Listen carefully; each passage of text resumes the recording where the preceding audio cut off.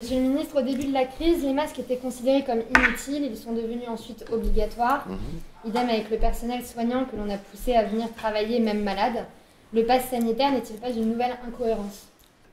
Ou on laisse prendre le risque à tout le monde, mais une fois que le risque est parti et qu'on voit que les hôpitaux commencent à se remplir, c'est trop tard. Ou on ferme tout pour tout le monde, et là c'est très compliqué pour la partie de la population qui est déjà vaccinée, de ne pas pouvoir aller au resto, parce que sinon ce serait injuste entre guillemets vis-à-vis de ceux qui ne sont pas encore vaccinés. Donc l'idée du pass, c'est d'éviter le confinement, d'éviter aussi une catastrophe sanitaire, et de le faire jusqu'à ce que les gens soient suffisamment vaccinés pour que le virus ne circule plus. C'est ce qu'on appelle l'immunité collective. Donc ce n'est pas un outil qu'on a vocation à utiliser pendant des mois et des mois. C'est un outil qui nous permet, entre guillemets, de passer le cap de la vague. J'aimerais aussi revenir sur la question du pass sanitaire. De plus en plus, on voit des vidéos de personnes qui, en échange d'un petit billet, vont se faire une fausse injection et se retrouvent avec un pass dans les poches. Ou alors on peut parler de falsification. On n'est pas sûr à 100% et il y aura probablement des détournements. Maintenant, ce n'est pas parce que vous avez une aide-soignante qui fait une vidéo en larmes dans sa voiture en disant qu'elle démissionne que les soignants démissionnent. Et ce n'est pas parce que vous avez un mec qui met sur une photo sur Twitter en disant « vous avez vu, j'ai un faux pass sanitaire », que ça va être la règle. Ce que je constate moi depuis 1 an et demi, c'est que les Français, dans leur immense majorité, ils ont été courageux, solidaires, et qu'à chaque fois qu'on s'est dit ils ne tiendront pas avec les mesures qu'on met, les gens ils ont tenu parce ils ont compris pourquoi on le faisait, et 2, ils ne sont pas dans une paranoïa permanente vis-à-vis des pouvoirs publics ou de l'autorité scientifique. Est-ce qu'on n'est pas en train de tout simplement basculer dans une dictature qui ne dit pas son nom et qui en fait ferait de la collecte de données sur ses citoyens? Moi, si j'étais un peu provoque, je dirais que c'est pas moi autour de cette table qui a le plus de potentiel en matière d'imposer ses idées aux autres. Ah, je vous pose une question. Ah oui, mais j'essaie d'être courtois. Par ailleurs, si on était en dictature, je ne passerais pas des jours et des nuits à débattre de milliers d'amendements dans le cadre d'un projet de loi qu'on ne peut pas faire passer sans majorité au Parlement. Et si on était dans une dictature, il n'y aurait pas des milliers de personnes dans les rues qui peuvent manifester le samedi pour dire qu'on est des dictateurs. Est-ce que c'est vraiment nécessaire de se faire vacciner dans le milieu hospitalier, sachant qu'on respecte absolument tous les gestes barrières, qu'on porte le masque en permanence et qu'on fait attention? La vaccination obligatoire des soignants, elle existe. Elle existe dans le droit depuis des années, des décennies. Et on ne peut pas mettre la blouse quand on ne se protège pas soi-même contre des maladies qui sont extrêmement contagieuses, qu'on risquerait de transmettre. Hélas, malgré toute la bonne volonté du monde, malgré le gel hydroalcoolique, malgré les masques, le virus circule. Et quand on n'y prend pas garde, il circule, il peut circuler vite et il fait d'énormes dégâts. Donc c'est pour ça, il n'y a aucune raison, si ce n'est de protéger les personnes les plus fragiles, qui nous pousserait à demander aux soignants de se faire vacciner. Et s'ils ne se font pas vacciner, nous appliquons exactement les mêmes règles que pour les autres vaccins obligatoires chez les soignants. C'est-à-dire à partir du 15 septembre, si les soignants ne sont pas vaccinés, s'ils ne peuvent plus travailler au contact des personnes âgées ou des personnes malades ou fragiles. De la même manière que si un soignant se fait embaucher à l'hôpital et qu'on découvre qu'il n'est pas vacciné contre l'hépatite B, et ça fait 20 ans que ça existe, je ne sais plus la date, mais ça fait très longtemps, on lui dit si vous ne faites pas vacciner, vous ne pourrez plus travailler. Vous pouvez comprendre que les vaccins, on s'en méfie et qu'on a besoin d'un petit peu de temps pour pouvoir se faire vacciner. Sabrina, je comprends ça. Il n'y a pas beaucoup de traitements ou de vaccins qui ont été comme ça utilisés par 1 milliard de terriens. L'ARN messager a été découvert dans les années 60. Dans les années 60. Les technologies d'ARN messager sont utilisées en médecine depuis 1990.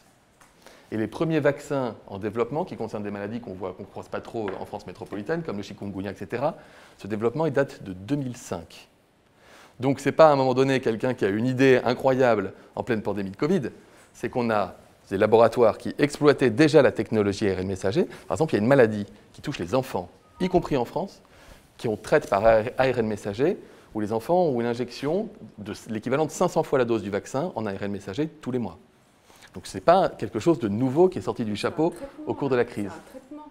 Mais en fait, vaccin et traitement en l'occurrence, l'ARN messager, ce qui est intéressant, vous verrez l'avenir. Prenez date avec moi, dans 5 à 10 ans, on traitera énormément de choses avec l'ARN messager, notamment dans le domaine des cancers. Qu'est-il prévu pour remplacer le personnel soignant qui refuserait de se faire vacciner, sachant que c'est un secteur déjà très en tension, vous l'avez dit tout à l'heure, et qui a déjà un manque criant de personnel? Mais vous me demandez de me positionner dans un scénario auquel je ne crois pas. Donc on peut faire beaucoup de plans sur la comète. Je vous dis, tout ce qui se passe dans les pays qui ont mis l'obligation vaccinale, ou pour le Covid, ou des obligations vaccinales anciennes pour d'autres maladies que le Covid, ça ne se passe pas comme ça, et ce n'est pas du tout ce que nous constatons en France. Ce n'est pas parce que vous avez 2-3 vidéos de personnes qui font aussi du prosélytisme anti-vax que c'est la réalité. Je vous le dis, et je ne dis pas que les gens vont y aller de gaieté de cœur, mais ils vont le faire. Parce que c'est déjà le cas dans le droit pour d'autres maladies, et que ça s'est toujours passé comme ça. Monsieur le ministre, qu'est-il prévu pour les personnes qui ne peuvent pas se faire vacciner, par exemple en cas de maladie auto-immune ou qui pourraient être allergiques à certains composants? Eh ben, alors d'abord, merci pour votre question. Vous pouvez avoir toutes les maladies auto-immunes de la Terre, vous n'avez pas de contre-indication au vaccin. Toutes? Ça aussi, ça fait partie des trucs qu'on entend, mais je vais vous lister les contre-indications, vous allez voir, ça va aller vite. L'allergie au polyéthylène glycol 2000, c'est ce qu'on appelle le PEG 2000, qu'on trouve dans les vaccins RNM. On compte entre 8 et 10 cas par an, en France, d'allergiques à ça. Donc on va dire que ça ne va pas vous concerner, ni les gens autour de vous. Ensuite, c'est les gens qui ont fait un choc anaphylactique, c'est-à-dire une allergie qui les a poussés en réanimation, ou ce qu'on appelle une infection du cœur, la myocardite ou la péricardite, ou une infection du foie, l'hépatite, grave, ayant entraîné une hospitalisation suite à la première injection de vaccin. Et ensuite, donc ça c'est très peu de gens, très peu de gens. Hypertension artérielle aussi? Pas du tout. On est sur, il y a des cas qui ont été recensés. Je vais terminer, je vais vous répondre, mais pas du tout, c'est factuel, c'est non. Vous avez ensuite les deux autres contre-indications qui sont l'antécédent de PIMS et de syndrome de Kawasaki chez l'enfant, qui sont des affections cardiaques rares. Donc on va avoir quelques centaines de personnes en France qui ne peuvent pas être vaccinées. Tout ce que vous entendez sur « je suis enceinte premier trimestre, je ne peux pas »,« j'ai une maladie auto-immune, je ne peux pas »,« je suis allergique à un antibiotique, je ne peux pas »,« je fais une allergie aux piqûres de guêpe, je ne peux pas », ou « j'ai tel ou tel truc, je ne peux pas », c'est pas vrai. Vous avez un accompagnement par un médecin, vous pouvez avoir des conditions de vaccination qui sont différentes, mais non. Donc pour les quelques centaines de personnes concernées, par les listes que je vous ai données, en fait, qui ne peuvent vraiment pas être vaccinés, ils vont pouvoir, on ne va pas les pénaliser, donc ils vont avoir de la possibilité d'avoir un équivalent, mais avec un port de masque FFP2 quand ils vont en public, en faisant très attention, parce que généralement, c'est les gens qui ont très peur de l'attraper, le Covid en plus. Donc on se trouve normalement sur une 4e vague. Est-ce que vous ne regrettez pas de ne pas avoir adopté la stratégie zéro Covid comme dans d'autres pays? Le zéro Covid, ça voudrait dire on ferme toutes les frontières, plus personne ne sort, plus personne ne rentre, quoi qu'il arrive, y compris les Français de l'étranger, et ils sont nombreux. Et on confine, on ferme une ville, boum, et plus personne ne sort, plus personne ne rentre.